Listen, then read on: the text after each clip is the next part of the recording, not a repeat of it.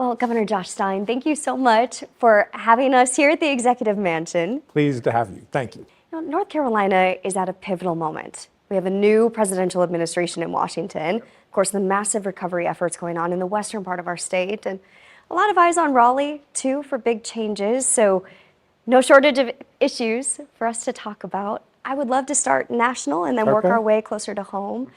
With President Trump being back in the White House, what changes are you anticipating from his administration that could affect us here in North Carolina? I'm eager to work with the new administration when they are committed to helping us here in North Carolina. And I've had very positive interactions with the president, national security advisor, the FEMA administrator, a number of his cabinet secretaries as it relates to Hurricane Helene relief. I've been encouraged. They seem very focused on making sure that we are moving as quickly as we can on debris removal so we can get started on the recovery process in earnest. When the president takes actions, however, that hurt North Carolina, I will stand up because my job is to fight for the people of this state. And his budget cuts to NIH, I think, are reckless and have the potential to have a real economic impact here in the Triangle, but across the state, as well as all the research that won't be finished, life-saving cancer research. One new development that I'm real concerned about as it relates to Hurricane Helene is that evidently they have fired 85% of the people at HUD responsible for administering the disaster relief dollars that we need, that we're applying for, to get to work rebuilding houses and rebuilding infrastructure in Western North Carolina. And so I'm like everyone else. I want efficiency. I'm opposed to waste. But what I don't want to do when we're cutting fat is to actually cut bone. And it remains to be seen. Are there any policies from the Trump administration that you view could be a collaborative effort involving our state? Well, surely Western North Carolina relief. That has been a priority for him. In fact, the first state he visited after he was sworn in Washington out of D.C. was here in North Carolina. And so I thanked him for that. I was honored. He appointed me to co-chair something called the Council of Governors. There are 10 governors, bipartisan group, 5 of each, and I'm co-chairing it with Glenn Youngkin, the governor of Virginia. And I was encouraged that he made that overture, and it's all about making sure that our National Guard is well supported, that we have cooperation between state and federal governments as it relates to cybersecurity and other national security matters. And you touched on this, but you've requested the maximum federal aid for Hurricane Helene recovery. How would you assess overall the federal government's response so far? I was very pleased, and I want to thank the congressional delegation of North Carolina for fighting to get money in the late December continuing resolution. There was a $100 billion appropriations bill for disaster relief. North Carolina's share of that could be anywhere $13 billion. But even if we got every dollar that was appropriated and allocated to the state, and I've asked our federal senators and congresspeople to help us get our fair share, we are nowhere near where we need to be. And so I just last week was in Washington, D.C., meeting with the administration and our 2 U.S. senators, urging for an additional $19 billion. Now, some of that is new appropriations, about $11.5 billion of new money. The other money, $7.5 billion, that's money that's already been appropriated, but we just want to make sure that we get our fair share. At the state level, you've pushed for over $1 billion, as mentioned, in those recovery funds. What do you think the biggest challenge is getting that money to the communities that are desperately in need? Well, first, we need the legislature to appropriate the funds. I want to commend the House. They passed out yesterday a bill of $500 million. It has money for small business relief, for housing, agriculture, infrastructure, and for young people. But in each of those big categories, there's nowhere near enough to meet the needs. Understand the damage out west is like $60 billion. By a factor of 3, it's the most destructive storm ever to hit North Carolina. So we need so much more help from the federal government. We need more help from the state government. And what I pledge to do is make sure that every dollar that comes to North Carolina, we work our tails off to make sure that that money makes a difference in people's lives. Because we know there aren't going to be enough dollars, So we cannot afford for any dollar to go to waste. You know, the Helene Relief Omnibus Bill, of course, it included aid for Western North Carolina, but it also limited some of your executive powers. Why do you believe those changes go too far? Well, first of all, it didn't include any money for hurricane relief. They called it a Hurricane Helene Relief Bill, but all they did was put money from one reserve account into another reserve account, appropriating not a dime. That was just a fig leaf to cover their power grab. The legislature was unhappy with the decisions that the voters of North Carolina made. I was incredibly honored in November when they overwhelmingly elected me to be their governor. I won by nearly 15 percentage points. That just does not happen in North Carolina very often. Democrats won the Attorney General's office, the Superintendent of Public Instruction's office. We broke the supermajority in the House. We won the state Supreme Court race. A lot of big wins for us here in North Carolina, even though the people of North Carolina voted for President Trump at the federal level. So because the legislature doesn't like those results, they went and took power from me, they took power from the Attorney General, from the Superintendent of Public Instruction, to consolidate power in their branch of government.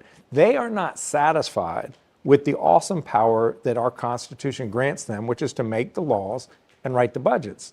Instead, they want to do that and execute on those laws and administer those budgets, when obviously we all know from third and fourth grade civics class, that's the job of the executive branch. That's the job of the governor.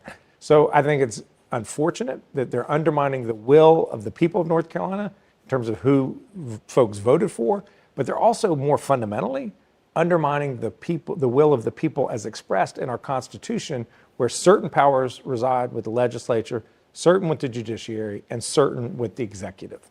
Branching off from that, you are now on opposing sides of a lawsuit with House Speaker Destin Hall over this.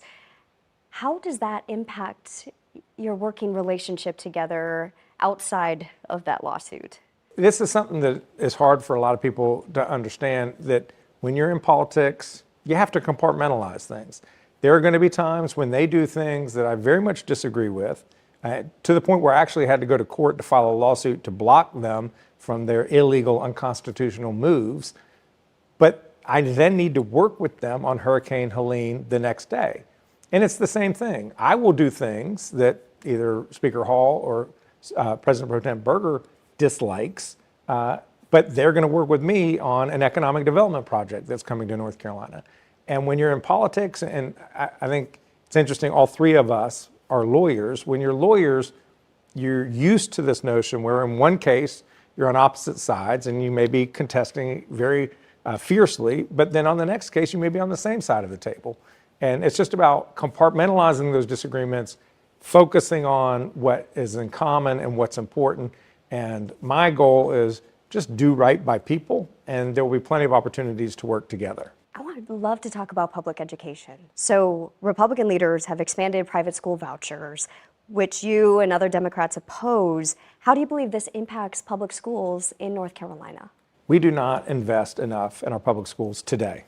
We're 48th in the nation in per pupil investment in K-12 education. Our teachers are the lowest paid starting teachers of any state that borders us. We have to invest more in our kids. So what is the legislature's solution to this? It's to take money from our public school kids to give to wealthy parents sending their kids to unaccountable private schools. Now be clear, I think every parent should decide for themselves what's the best place for their child to get an education. And if you believe that sending your child to private schools is the right choice, 100% the right thing for you to do. But it's wrong to take money from public school kids to give it to rich people. By the way, there's no income limit anymore on these vouchers. So millionaires who send their kids to exclusive private academies, who have never sent their kids to public schools, are now getting subsidized by the state to send their kids to these private schools. Meanwhile, we don't have enough money in our public schools. Other concerns is these private schools have no measures of accountability. They're not taking the same tests as the state public schools are. The teachers don't have teaching certificates. There's no curricular requirements. Now, many of them are great, but some of them are not so great. And so we're spending some $800 million on private school vouchers. and we don't know what return we as taxpayers are getting for that money. That's a real concern. What specific steps are you taking to strengthen public education and support teachers? Well, one is we got to pay them a lot more. So I'm in the process of putting together my budget, and we'll be rolling it out shortly. And in that budget, you're going to see a commitment to paying teachers, having adequate support staff to support teachers, things like counselors and social workers and school nurses to help kids deal with the issues that they're bringing into the schools.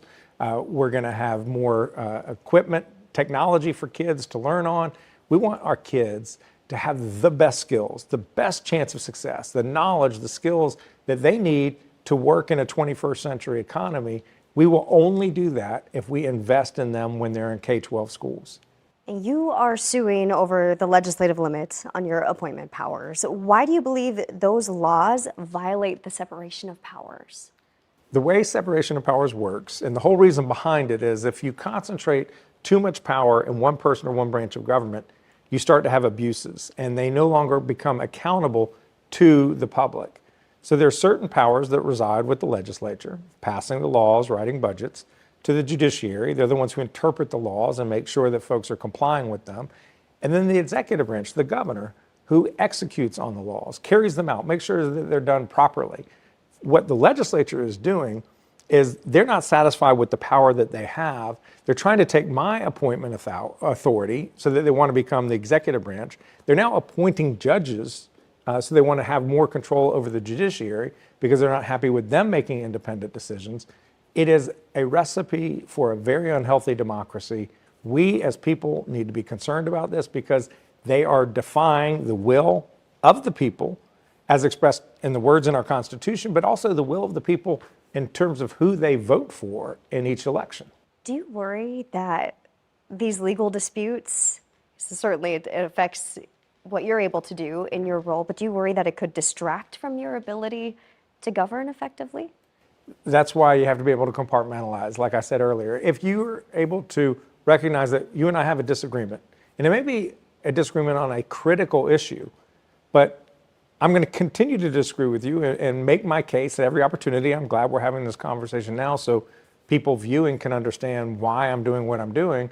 But I will work with you when it comes to economic development, getting good jobs here. I will work with you when it comes to safe neighborhoods so that people don't live in fear. I'll work with you when it comes to strong public schools and a healthcare system that's affordable and accessible to everybody. These are issues that we can work on together. And frankly, most of the issues, it really doesn't matter if you're a Democrat or Republican. If you're sincere about addressing them, there are opportunities for us to come together for the good of the state. You kind of touched on it just now, but I was going to ask you, working with a divided legislature, North Carolina, of course, Democratic governor, Republican-led legislature, how are you working with legislative leaders to find a common ground? You talk to them. The way you find common ground is you engage with people. You ask, what are your issues? What do you care about? You tell them what you're interested in, what you care about, and you use that opportunity to figure out what can we do together. As you look ahead to the rest of this year, what are your top priorities for 2025? It's really simple. It's about making this the safest, strongest state we possibly can. We need to have strong public schools. So that starts in actually pre-K, then excellent K-12. We have to have a connection from our K-12 system to the workforce. Now, a lot of that may be four-year college, but four-year college is not right for everybody. And somebody shouldn't need to get a bachelor's degree in order to get a good job that supports a family. So great community colleges, making sure that our high schools and community colleges are connected to business and industry so that we're creating the right skill set in our graduates. Workforce developments, apprenticeships, we have a lot of work to do on that. Making sure that we continue to attract great businesses to North Carolina. Making sure that our healthcare system works. I am concerned about Medicaid cuts coming from Washington having a really devastating consequence on people's lives, people in your and my life, people who live in senior facilities, people who need to get health care. So I want to keep building the state. We have so much going for us. We're one of the fastest growing states in the country, the third fastest growing state since the last census, and we got to keep going with what's good. Thank you for watching our YouTube channel. Let Spectrum News be your resource for balanced, in-depth political coverage, and click the subscribe button right here. You can also download our app or watch us on TV to learn more about the candidates, where they stand on the issues, and more. We'll see you then.